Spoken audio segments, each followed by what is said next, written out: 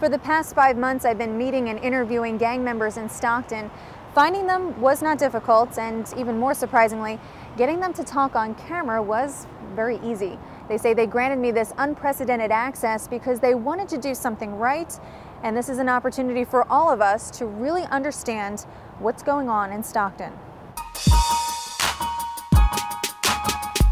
You're strapped where the gangsters at. Nigga wave your breath if he banging that. Nigga walk and stack, nigga bring it back. Yeah, if he banging that.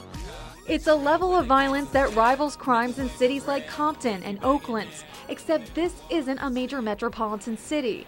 The Stockton Police Department says it's had days where police literally hop from one shooting scene to the next. At least 1/3 of this year's killings are gang-related. What you're watching is an afternoon shootout in late March. Caught on tape are two rival gangs, young men in their late teens and early 20s, who crossed paths at a South Stockton grocery store. The only person killed in the gunfire was an innocent bystander. Stockton gang members themselves tell News 10 that in this city, the young people have guns and feel no remorse. I mean, that's kind of the honor of it. Yeah? Yeah, I'm a killer. I murdered someone, shot someone. People don't want to mess with me because of what they've heard that I've done and what they know that I've done. If you earn that name of someone you don't want to mess with, it's going to take, some struggles. It's going to take some risks. And it was a risk that News 10 took to find answers from Stockton's gangs in some of the most dangerous neighborhoods, to understand the reasons behind almost daily shootings and a rising number of cold-blooded murders. Because we could always squeeze through there and the cops are running from us. They got the big old utility belt and they got their gun, everything. You get stuck, they can't get through. This is the Barber, a former member of the Northerners gang, a street branch of the Norteños. He's still active in a smaller neighborhood drug gang, so he asked that we not show his face. He reveals to us some of the street's secrets. To understand Stockton, he says, is to keep an open mind. Nothing is as it seems. I'm selling my drugs, but I don't want to get caught with all of them. I want to get robbed with all of them. So I keep most of it inside of a McDonald's bag or Chris or Coke or whatever crack. You could throw them inside of there, crush it up a little bit, and just throw it on the ground. Who's going to think to lick in trash cans and trash bags? Street litter plays an even bigger role in shootings. According to Stockton's gang members, guns are hidden all over the city, including in places you wouldn't expect. You can go out west, and they got choppers. Like, you got what they call like AR-15s and little deuce rifles or whatever, SKSs, just sitting in the trash can. You could have a 38 snub nose, you feel me, and just throw that inside of a little chip bag, throw it right there while you're on the block. That way it's not on you. And almost all of these guns are stolen or purchased off of drug addicts desperate to get high. Leave a gun in public and it's harder for police to pin it on you. Could be anybody's, but it's still close by. So if you need a gun, you have a gun.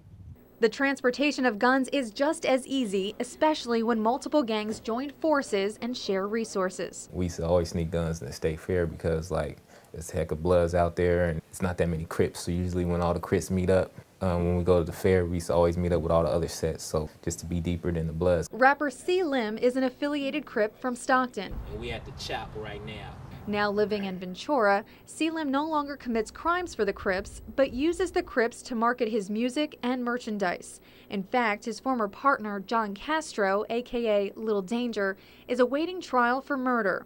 C-Lim says gang membership was unavoidable for him growing up in Stockton. I can't just walk up the street and pass another neighborhood and then say, yo, I'm not from Northside Gangster. They're gonna ask you, where you from? Oh, I live on townhomes. Oh, you a Northside Gangster Crip then. So, and if you say you're not, then they still might want to get at you. News 10 traveled back to Stockton with C-Lim, back to his old neighborhood, to try to understand why he traded in his childhood to deal drugs for the Crips. My money ain't Flacco Slim. Feel like Birdie from a butter rim. My mom couldn't afford to feed us and really, so I had to put food on the table at like 12 years old, 11 years old. I had to sell crack and you feel what I'm saying? And you might even be surprised to hear that C-Lim supports the current Stockton police force, but says the neighborhood holds a long distrust of police because of what he claims to have witnessed back in the 1980s to mid-90s. The homies would be out here selling dope, you know what I'm saying, trying to make some money. Police will hop up out on us like they gang members, make us turn around, search the niggas up, and they would take our money. They would take the cash that we make. I used to watch this all the time. Take the cash that we made and give us the crack back. The Stockton Police Department denies any knowledge of officers shaking down drug dealers. But 2 law enforcement sources confirmed to News 10 that they've heard similar stories from veteran Stockton officers. Drug territory and easy access to guns help contribute to the violence, but gang members say the feuds are no longer confined to rival gangs. Crips is killing Crips, homies is killing homies. People done moved out here from the Bay Area, killing Crips, Crips killing them. People done moved out here from when Katrina happened, all the way they migrated out here, and setting up dope shops and getting into feuds and shit. So the hood ain't the same. And for so many gang members, the days of settling disputes with a simple fist fight have faded. Stockton right now, it's very crazy. I'm even kind of scared standing right here talking. When I leave from here, I'm gonna ride a bike. God knows if I'm gonna get shot hitting the corner. One of the most shocking answers gangs provided in this interview is why they're so quick to pull a trigger than to throw a punch. Don't nobody want to get beat up. It's not fun walking around with a black eye, and even if you win the fight, usually you're all sore the next day, so people just want to end it quick. If you got guns, it's easier, it's faster, it's quicker. It's that mindset that makes you wonder how Stockton can overcome the war on its streets when so many see killing as the solution. Now, at times in this story, the gang members say they realize that they come off as either boastful or proud of the gang lifestyle, and they say that's just because they've been gang members for most of their lives.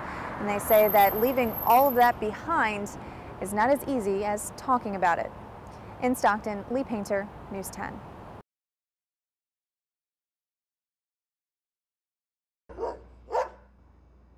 Joining a gang starts with a violent initiation. Right over here is where I got jumped in by some of the homies from 44G. About 9-10 people whipped my ass right over here, right in that grass right there. But getting out could be a death sentence. When you drop out from a gang, you're less protected, but you still have all your enemies. Once you in, you in. You always gonna be that, you know what I mean? Regardless of if you want out and they let you out, you still gonna be that. Street gangs have operated in Stockton for decades, but just in the past 2 years, the city has seen a record number of murders and an alarming trend in violent crimes happening in broad daylight. Gang members say the city itself doesn't make it easy to leave that life behind. This is one place that you can go and shoot someone or have sex with somebody or beat someone up or whatever it is, and you're gonna run into those people again. Gang members say the trap starts for some as children. All these youngsters that are 14, 15, 16 years old, maybe 18, they're the ones that are doing all this. It's the new guys that are the hungriest. You gotta eat. Like I said, there's no jobs out here. You got Walgreens, CVS, you know what I mean? But it takes, what, 5, 6 people to work there? He says in Stockton street gangs, there are no real godfathers, no bosses, no real order to the gangs now run by high school students. You have to have a hierarchy, but nowadays it's not about that. It's about who's the toughest. Then he's the shot caller if he's the toughest, you know. It's a new reality that hasn't gone unnoticed by the police. Definitely over the past decade, I would say there does appear to be less structure. So that information is pretty accurate. We've noticed a lot of loosely knit gangs, loosely knit groups that call themselves gangs, or if they do identify themselves as gangs, they don't necessarily get orders or instructions from other people. Penn is a little more order. It's like if you go down to LA, you have a lot more order in the gangs. Out here, it's like everyone's smoking dope, just stepping on each other's toes. Stockton's older gang members say the city really needs to address meth addiction, particularly amongst the younger generation of gang members who they say are heavily armed and high on meth. And the continued usage makes the users paranoid and more likely to pull a trigger. You got leaders and gang members alike that are all using dope. And if they're not using dope, they're selling it, which means they're dealing with dope fiends. It's never really a good mix. But for children with no jobs and for some, no food at home, selling drugs is seen as the fastest and easiest way to make money. Selim says that if and when they're caught, incarceration only temporarily stops them from dealing. As soon as I got back out, it wasn't like even a thought to not sell drugs. That's the first thing I was like, I need to find me a sack as soon as I got out, like so I can make some money, you know. That's all they're gonna do, they're gonna throw me in jail. I'm on vacation, I ain't tripping. 3 hots in the cot and I ain't gotta pay bills or work.